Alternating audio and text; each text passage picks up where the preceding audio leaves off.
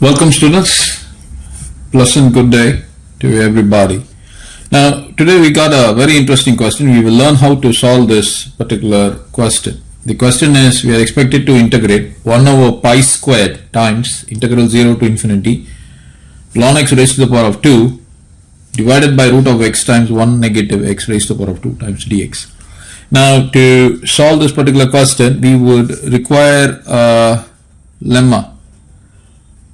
Right, so I would be utilizing this lemma for a greater than negative 1. We got integral 0 to 1 x raised to the power of a times ln x raised to the power of 2 times dx is equal to 2 over a positive 1 raised to the power of 3. Now, foremost what I would do is I would try to establish this result. So consider integral 0 to 1 x raised to the power of a times ln x raised to the power of 2 times dx. Now I will be utilizing the Liet formula. So that would mean I would take u to be as ln x raised to the power of 2 and my dv to be equal to x raised to the power of a times dx. So with that being said, let me differentiate u. So this is going to be du is equal to 2 times of ln x times differential of ln x, that's going to be 1 over x. And my v is going to be x raised to the power of a positive 1 divided by a positive 1.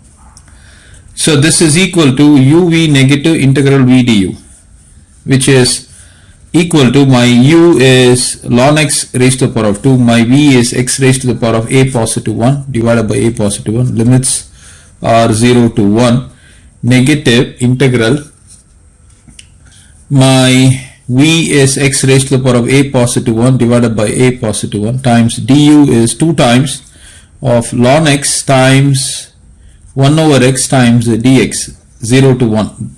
When you apply the limits, ln 1 is 0, upper limit vanishes, you apply the lower limit, you got x raised to the power of a times x, so the lower limit also vanishes, so this entire thing goes off. So this is equal to negative 2 over a positive 1 times, I'm going to rewrite this as x raised to the power of a times x times ln x times 1 over x times dx. So x and x can be cancelled and this is equal to negative 2 over a positive 1 integral 0 to 1 x raised to the power of a times ln x times dx. So we would have to apply integration by parts again for this. I will exactly be doing that.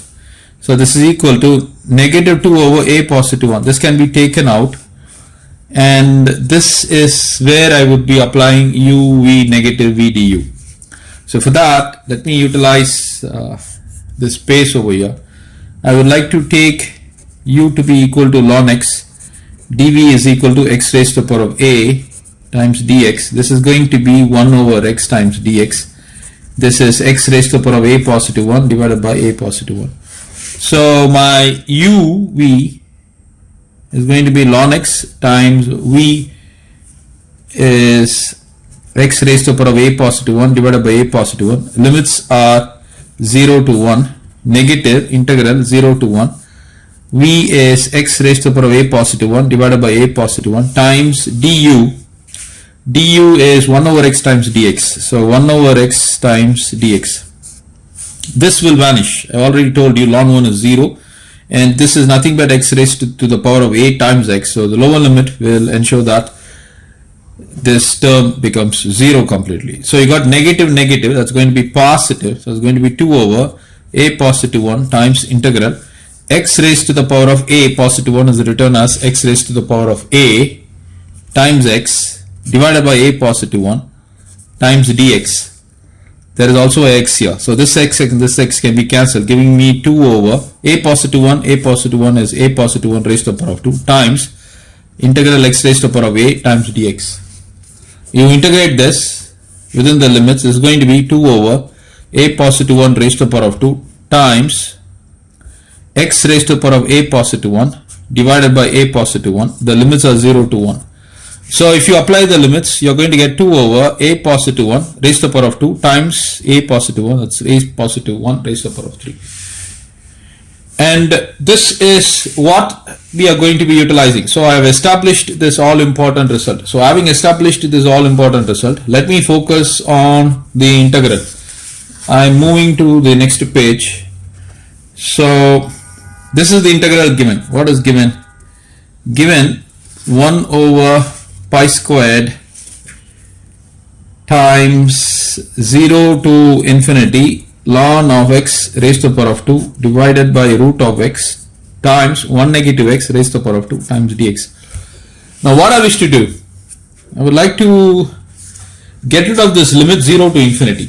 So for that, I'm going to rewrite this as 1 over pi squared, limits are 0 to 1, I'm splitting the limits, ln x raised to the power of 2 divided by root of x times 1 negative x raised to the power of 2 times dx, positive 1 to infinity ln of x raised to the power of 2 divided by root of x times 1 negative x raised to the power of 2 times dx. So that is a split. Now let me consider this part, and then I will, after evaluating this part, then I will start with the total components. So I'm going to take this as 2. So let me consider integral 1 to infinity ln x raised to the power of 2 divided by root of x times 1 negative x raised to the power of 2 times dx. So let me take x to be equal to 1 over y, and as x is tending to 1, y will also tend to 1. X tends to infinity, 1 over y, in other words, this is going to be y is equal to 1 over x, right? So y will be tending to 0, so that's perfect. So this is equal to, in place of 1, I have got 1, in place of infinity I have got 0. So this is going to be ln of x, in fact I cannot substitute x, I will have to substitute 1 over y. So this is 1 over y divided by 1 over root y times 1 negative 1 over y raised to the power of 2, and dx is equal to negative 1 over y squared times dy. So dy divided by y squared with a negative 1. Now if I were to change the limits, this negative 1 will vanish. So this is going to be 0 to 1, and this is squared actually, right? So if I were to take this as ln of y raised to the power of negative 1 raised to the power of 2 times dy divided by this 1 over root y can be flipped. So it will go to the numerator, and you got y negative 1 divided by y squared raised to the power of 2. And you got 1 over, you got a y squared here. So this is what I have achieved by making some slight simplification. Now this is raised to the power of 2. So you can simply rewrite this as 0 to 1 root of y ln of y raised to the power of 2. It is not going to have any impact at all, even though you are utilizing the logarithmic formula.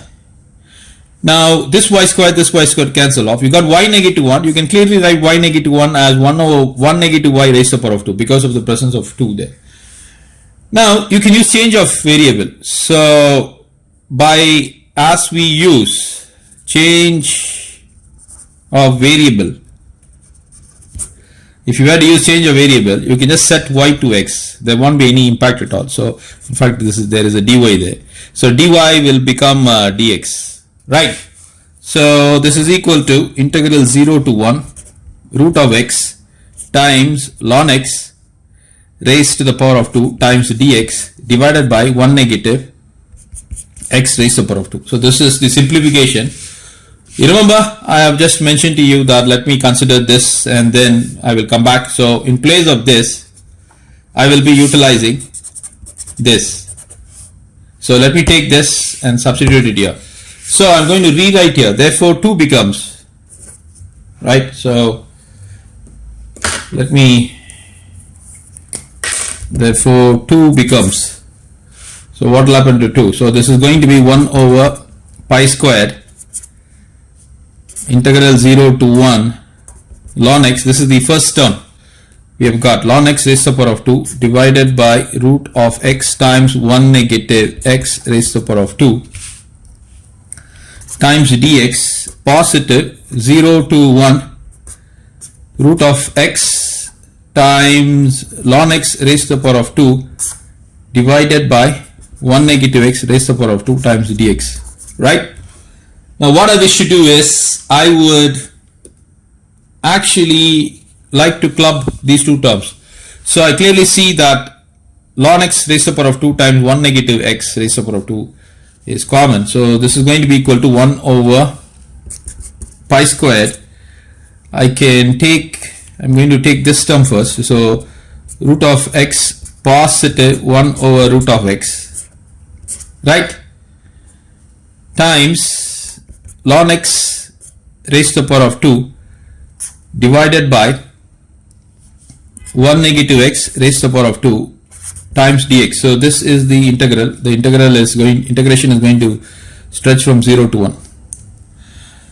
Now I would like to rewrite 1 negative x raised to the power of 2 in this following fashion. So this is equal to 1 over pi squared integral 0 to 1 root of x plus 1 over root of x times ln x raised to the power of 2.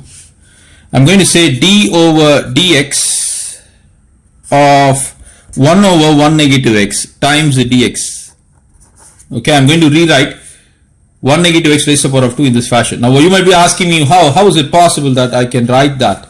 Let me show you this. So you got d over dx of 1 over 1 negative x. So if you had to use u over v formula, this is going to be, you differentiate 1 negative x times differential of 1 is 0, negative differentiation of 1 negative x is going to be negative 1 divided by 1 negative x raised to the power of 2. So this is going to be 1 over 1 negative x raised to the power of 2. So this is exactly what we have got, and this is exactly what we have got. How did we get this? By differentiating 1 over 1 negative x. That's it. Now I would like you all to consider this one. Now let me just consider, let me use the space, consider d over dx of 1 over 1 negative x. Now what is this? This is nothing but d over dx of 1 negative x raised to the power of negative 1. Now this is a famous series. What is that? This is going to be 1 positive x squared positive x to the power of 3 plus etc. Famous infinite series. But this can be rewritten as d over dx of sigma x raised to the power of n, and n will be stretching from 0 to infinity. Now I want to re-index this because of the presence of the differential operator. This is going to be, if you were to apply the differentiation, this is going to be n into x times x raised to the power of n negative 1, right? But I don't want this to start from 0. So you can start this from 1 to infinity. So what I need to do is, in place of this, I would have to substitute this. That's exactly what I'm going to do. So let me take this and substitute it over here. So this is going to be equal to 1 over pi squared 0 to 1 root of x positive 1 over root x times ln x raised to the power of 2 times sigma 1 to infinity n into x to the power of n negative 1 times differential operator, right? Now what I wish to do is, I would like to distribute this component root of x into this, 1 over root of x into this. So that would be giving me the following. So this is equal to 1 over pi squared integral root of x. Root of x is what? Root of x is nothing but x raised to the power of 1 over 2, right? So that will do this. So this is going to be sigma n into x raised to the power of n negative 1, and this is going to be positive 1 over 2. Positive 1 over 2 times ln x raised to the power of 2 times dx positive integral sigma n into x to the power of, this is minus 1 over 2, x raised to the power of n negative 1, negative 1 over 2 times ln x raised to the power of 2 times dx. Now if you were to add these things up, what are you going to get? If you want to add these things up, this is going to be 1 over pi squared integral 0 to 1 sigma n times negative 1 added with 1 over 2 will give you negative 1 over 2. So this is going to be x raised to the power of n negative 1 over 2 times ln x raised to the power of 2 times the dx positive integral 0 to 1 sigma n times, this is going to be x raised to the power of n negative 3 over 2 times ln x raised to the power of 2 times dx. Now, the limits are actually, the value of n is going from 1 to infinity, because 1 to infinity, 1 to infinity, 1 to infinity, 1 to infinity. Now what I wish to do is, I would like to actually change this to represent this. In other words, I want to make sure that this is defragmented as some component involving this. That is the idea. So for that, what I wish to do is, let me consider this one. I'm going to consider this one. So consider integral 0 to 1 sigma 1 to infinity n times x raised to the power of n negative 3 over 2 times ln x raised to the power of 2 times dx. So n is equal to 1. So when n is equal to 1, what do I get? I get 1 negative 3 over 2, which is nothing but 2 negative 3 over 2, which is equal to negative 1 over 2. So this is what I get. So that's for the first term. So this is going to be equal to integral 0 to 1 x raised to the power of negative 1 over 2, n is equal to 1 here, times ln x raised to the power of 2 positive. Now n is equal to 1 is already taken out, right? N is equal to 1 is already taken out, but I want to re-index so that the sigma starts from the term n is equal to 1. So to make sure that re-indexing, what you need to do is, you will have to change n to n plus 1. So this is going to be sigma, as I mentioned to you, we are actually re-indexing. So this is going to be starting from 1 to infinity, n is equal to 1 to infinity. In place of n, I would be substituting n positive 1 times x raised to the power of, if you were to start this with n being replaced as n positive 1, then you are going to get n negative 1 over 2, right, times dx. Of course, you need to place this ln x here, so it's going to be ln x raised to the power of 2. There is an integral sign, there is a dx here, so 0 to 1. So this is the new representation for this quantity, right? So you remember I said I'm going to be re-representing this so that this is some quantity times this. So just go there and substitute this value.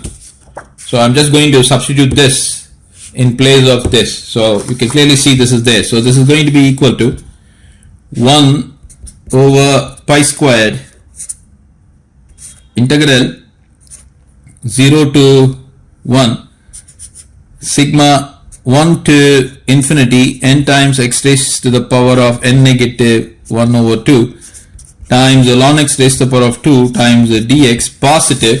Substitute this quantity. So that's exactly what I'm going to do.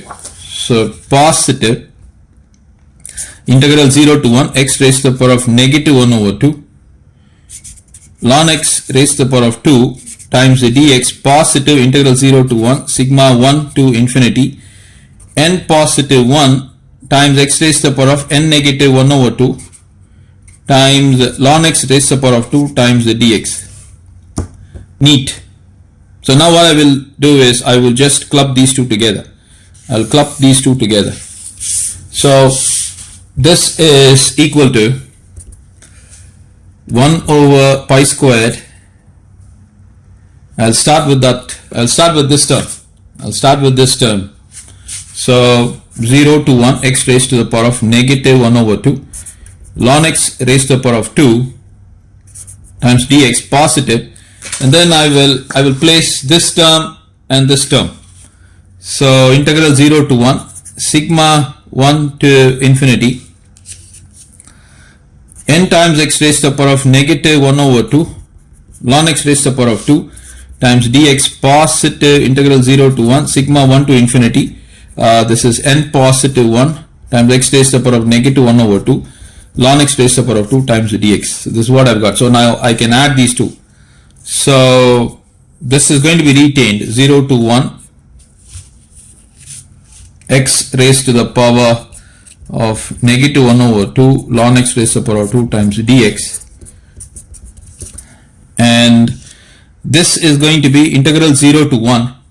Now I can add these two quantities, right? So this is going to be sigma 1 to infinity n with n positive 1. That's going to be 2n positive 1 times x raised to the power of n negative 1 over 2 times ln x raised to the power of 2 times dx. Okay, so that's fine. So now we need to use our lemma to evaluate this.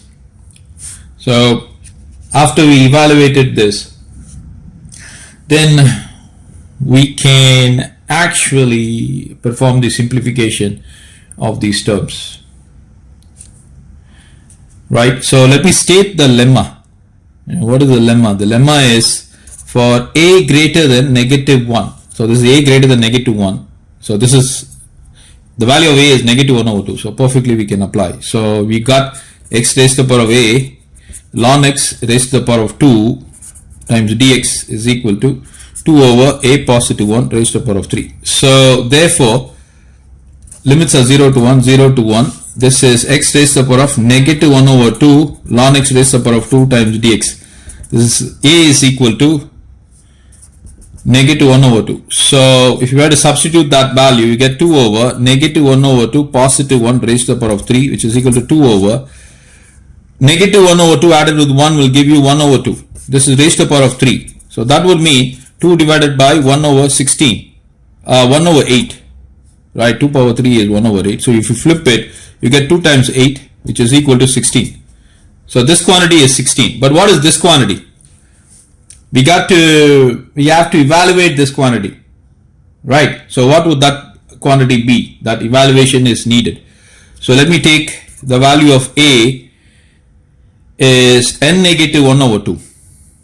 So if you were to do that over here, this is going to be 2 over, so this implies 2 over a positive 1 raised to the power of 3 is equal to 2 over n negative 1 over 2 positive 1 raised to the power of 3, which is equal to 2 over, I told you, negative 1 over 2 added with 1 will give me positive 1 over 2.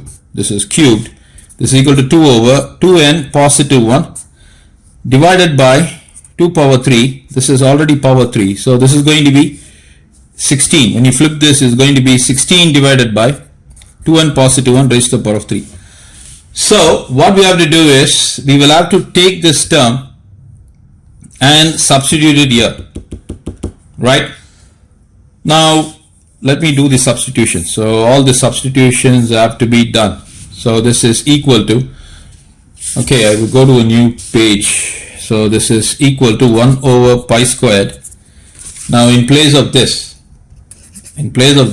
I will have to substitute 16, right? So this is 16 positive. Now I've already performed the integration. So sigma alone remains. So sigma 1 to infinity 2n plus 1, this remains, and the integration of this term has given me 16 over 2n positive 1 raised to the power of 3. So let me write that down. 16 over 2n positive 1 raised to the power of 3.